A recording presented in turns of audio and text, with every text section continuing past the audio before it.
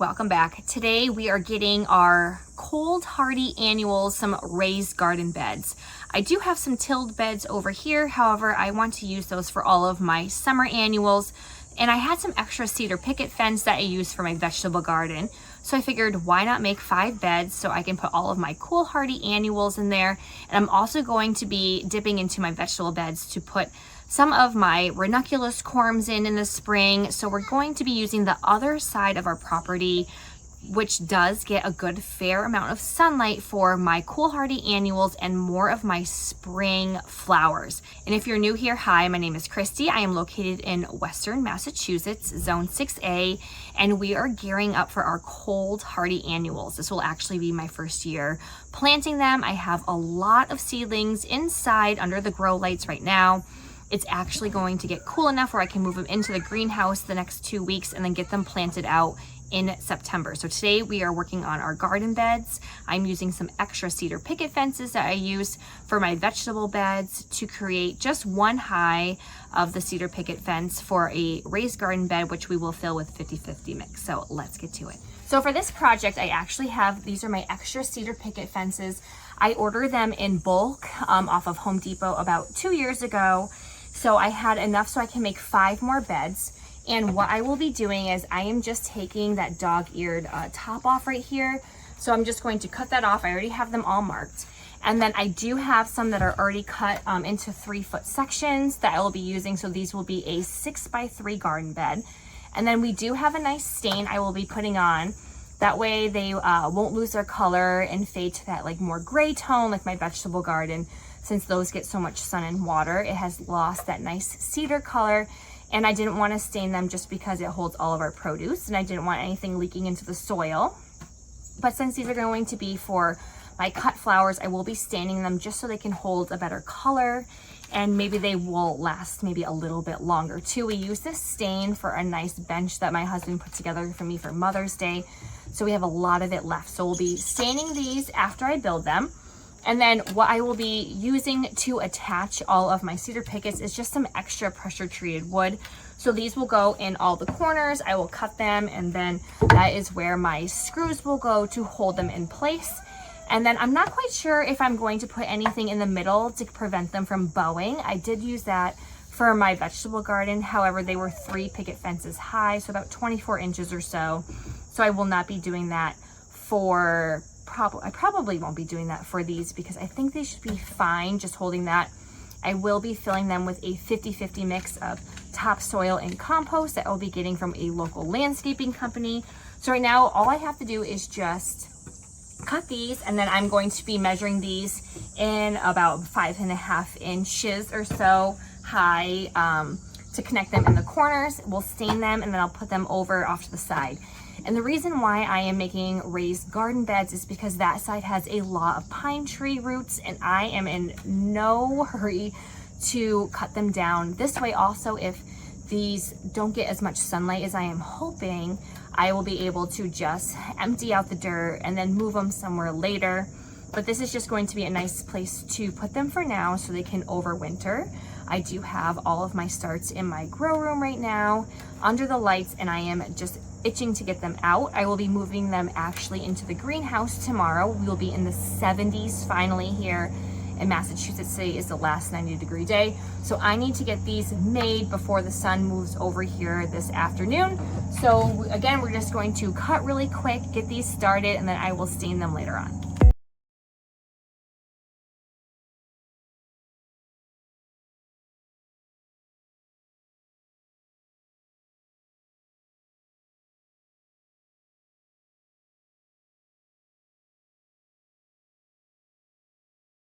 Measuring how wide these are, when I do this, it's about a little less than 5.5 inches. So I am going to take my pressure treated wood and I'm going to do 5 inches. That way it's just not poking out from the top. And I am going to have 5 beds, which means I need 20 pieces for each corner. I'm not sure if I have enough wood over here, so I'm gonna have to go in the garage and see what I can find. But that's okay because I don't really care what it looks like. And also, as you can see, I am no professional, but hey, I give myself a lot of credit for being able to use that and not asking my husband for help when I need to build things. So We are going to be doing a lot of measuring and some more cutting, and then hopefully we'll be able to put everything together before lunchtime. So let's see how it goes. And also, if you hear my kids in the background, just know that they're on the playground and they're super far away and safe. I have gave them instructions on where they cannot pass, so let's hope that they follow.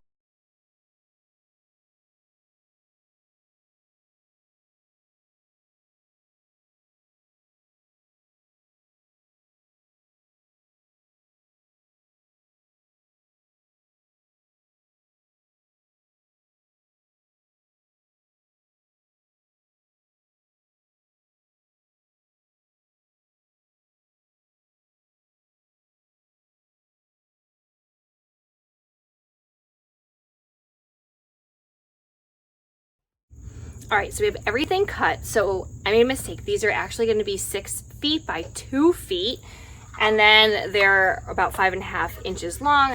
I forgot that we cut a bunch of the boards into 2-foot sections when we were making the bench with the little potting ends. So totally fine, because again, this is just going to be for my cool hardy annuals. I have some feverfew, I have some Rebecca, and what else did I do?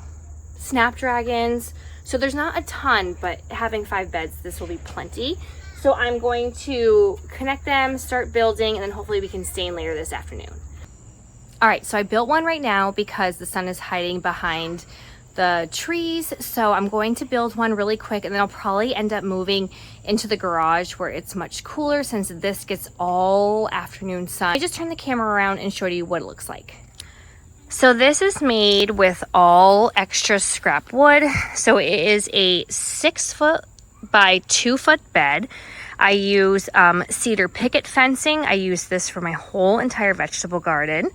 And I just took some pressure treated wood and I connected it in the corners with just literally some extra screws that I could find. And this is going to be perfect. It's just going to be 1 cedar picket fence high. And I plan on making 5 of them for all of my cool hardy annual flowers.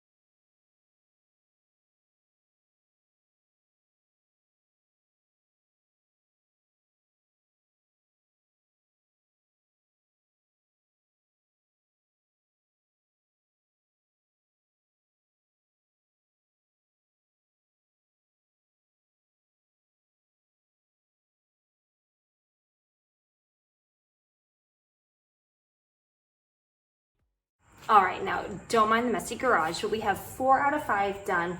One of them has a split in it, so I'm going to cut part of the long 6-foot board off and just kind of Frankenstein, so to speak, a box together with just 2 pieces, just because I didn't want to lose out on not having my 5th bed. But we have 4 beds, so I'm going to stain them right now.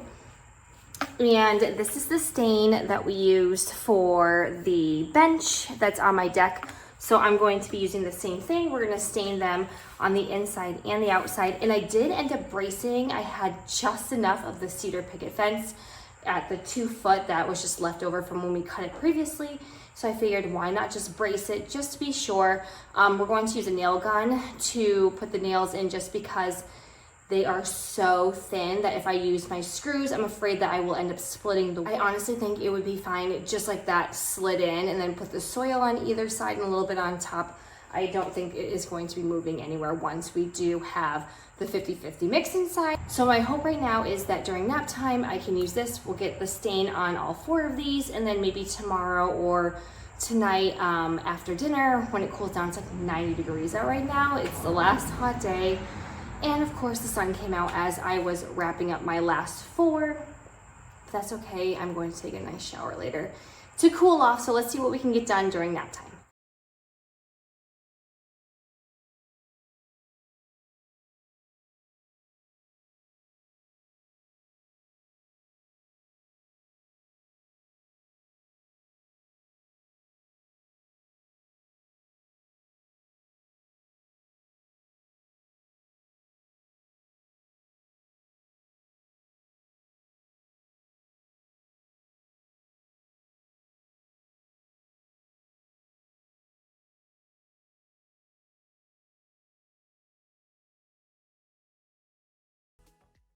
It's officially the end of nap time. I was able to get 3 out of 4 stained.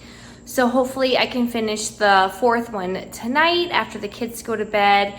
And then tomorrow I will work on the 5th one, and these should be dry.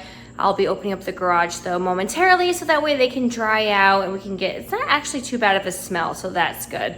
I use an organic food-based one for my vegetable garden, and man, let me tell you, did that one stink. But luckily this one is good, so we're gonna let these dry, and then hopefully tomorrow they'll be good. I want to try and find the correct spot to move them in, and tomorrow I will be ordering my dirt, or I should say my 50-50 mix, to add to these garden beds so we can fill them hopefully later this weekend.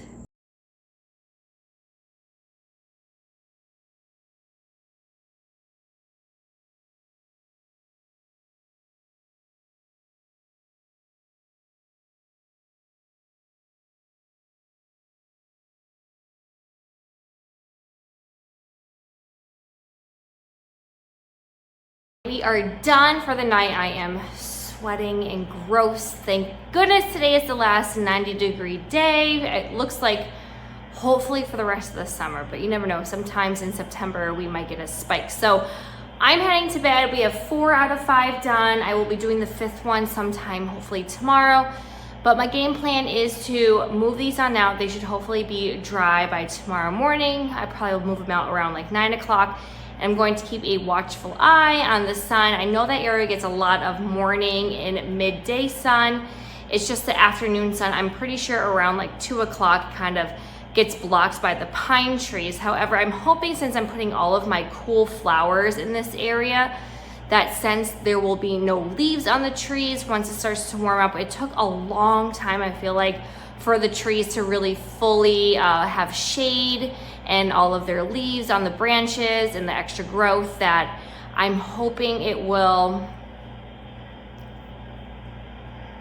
I feel like from this past year, it took quite a while into May for the trees to really develop all of their leaves and like the branches really casting a lot of shade on the ground.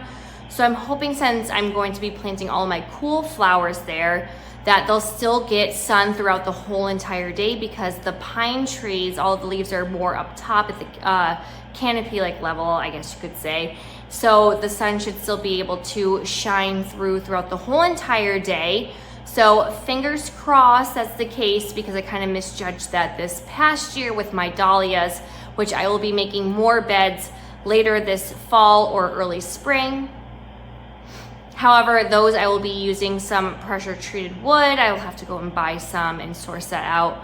Probably, I'm hoping either late fall, if not early spring. I usually have a week off in April, so that would be plenty of time for me to make more garden beds for my dahlias, since I won't be able to plant them until mid-May. So I'll see you tomorrow and we'll find a good spot for these. All right, welcome to day 2. It is now Monday, and this is where we will be putting our new garden beds, which is perfect because I just called earlier this morning and I will have my 50-50 mix delivered tomorrow. So I am going to make sure that I put them where I would like them. I have to still build that 5th one, and then this way we can fill it with the dirt. And I am also going to start hardening off all of my seedlings, so it's going to be a very busy week and everything is just lining up perfectly. So it is early in the morning. It's around 8 a.m. right now. It's super breezy. As you can see, the sun is just starting to make way. So I'm also going to be checking in and seeing how the sun does. Right now it is behind 2 pine trees. So hopefully once it clears those, it will get sunshine from around, probably, I'm hoping around 9 till the mid-afternoon.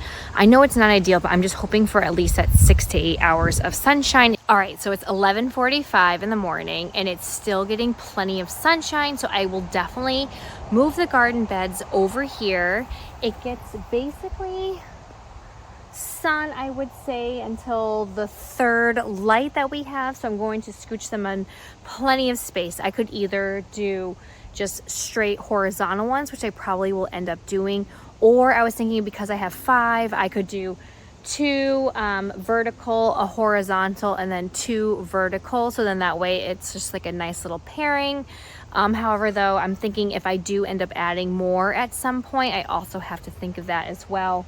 But I am just trying to be mindful right now of where the sun is hitting so I can make sure I don't have to move these later. So still trying to figure out where to put them, but I'm going to keep an eye on it. I probably won't come out and move them until about 1:30, 2 o'clock in the afternoon, so we'll keep you posted.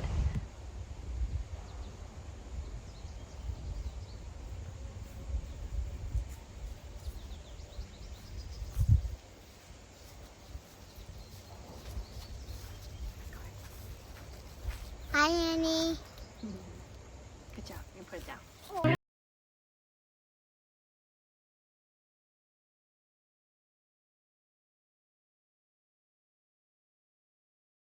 It is now 3 o'clock in the afternoon. We're finally getting these out. As you can see, it's unfortunately in shade.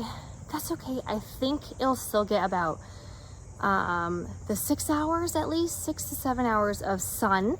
I'm trying to imagine it though once everything is out, before all the leaves come out in the springtime, and it's just behind some of the pine trees, unfortunately, and that is blocking the shade right now. Usually this area gets it at least until 4 or 5 o'clock, but that's obviously in the middle of summertime. So obviously this is a rough estimate of where I'm putting it. I'll come out with a ruler, make sure everything is straight, but I think this will be totally fine.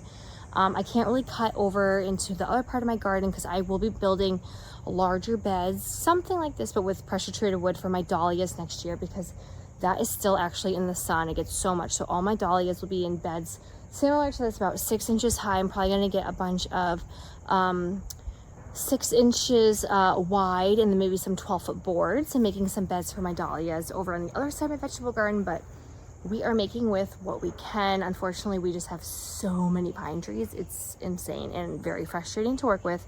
That's also why I'm not tilling into the ground, because of all of the roots. I just don't want to tackle them. I'd rather just keep adding in some 50-50 mix and filling them every year. And that way I will also use some of my extra scrap wood. I'm going to have it raised up, probably only like 6 inches or so I can use it for netting when it comes time to netting these, especially like my snapdragons. Those will be needing some netting. I'm also going to direct sow some blue plurum this week as well. Hopefully that will germinate. I saw that you're supposed to put it in the freezer. Just did that a couple of days ago. It said like 2 weeks before planting out, so I'm not sure how that's going to go, but that is fine. So we're just going to go with the flow here, and I said maybe in a few years I actually might end up cutting into my vegetable garden as well. I grow a ton of large tomatoes and we don't eat them. I give them all away or sell them. So that's also an option as well. So I'll be back in a few days with the final placement of them. They might look a little bit different. Like I said, I could do, instead of all of these going horizontally, I could do 2 vertical, a horizontal, and then 2 vertical. I'm actually going to go and make my 5th bed right now. It's going to be a little bit of a Frankenstein mix because one of my boards does have a bad spot in it. I'm going to cut it off and just put 2 boards together. And then hopefully that will make my 5th bed. I can't actually do more than 5 because of where the sun hits.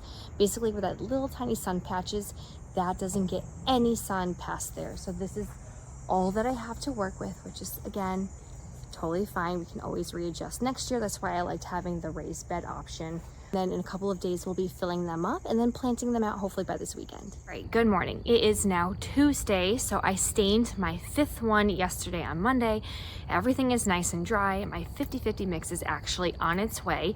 And I also ordered some perlite, and I have some peat moss that I got on sale at Walmart. Tip, if you need any kind of soil or anything for winter sowing or for your garden, definitely head to Walmart because everything is on sale. I got Pro Mix. It is a 2 cubic foot bag. It's normally $20 and I got it for $4.50.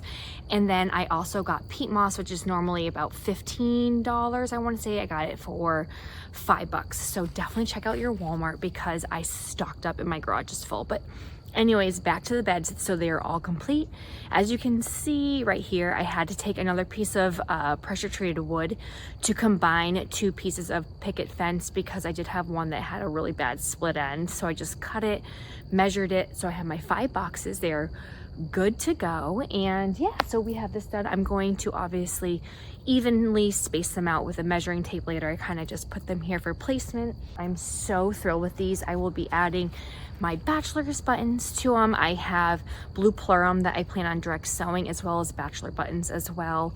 I do have some Rebecca that I will be adding in here. So this is going to be a great start for my cool hardy annuals. As you can see, I have been busy earlier this morning and afternoon filling in the garden beds. I got them exactly where I wanted. They might not be perfect, but they are good enough. And I did have to put an extra board because of a root. I did have a little bit of a gap and I was not in the mood to trench it out for it to be level. So I figured I'll just shove an extra piece of wood and we'll just call it a day just in that one spot. And I haven't been recording because the jets have been nonstop over my house. So it's been super loud. So all I did was I added about halfway up with my 50-50 mix, which is topsoil and compost. I actually got it delivered this morning, about 5 yards. And then I'm actually now going to add in a little bit of peat moss and perlite. I got my perlite on Amazon. It was $42. And then I got the peat moss on sale at Walmart. And the reason why I am adding these in is because we do get so much snow, sleet, freezing rain. And I remember my vegetable garden beds were definitely like frozen, thawed over. And I just am too worried that these will be too compact when it comes time for them to thaw. So my thought process is my vegetable garden has done so well with the 50-50 mix and the perlite, and I also do the peat moss and I amend it with some worm castings, which I'll also be adding in as well, probably just a handful in each bed. I'm just gonna do the same thing here. The drainage in this area is fantastic. It does slope down off here, so I'm not worried about it puddling up. It's just when it comes to thawing out after the winter. So I figured I have everything. It doesn't hurt to add it in.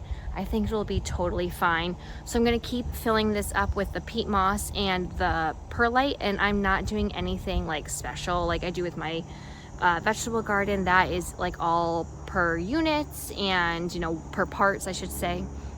I'm not gonna do that here. I'm literally just gonna throw in a couple of handfuls of each, just so that way it's got a little bit mixed in.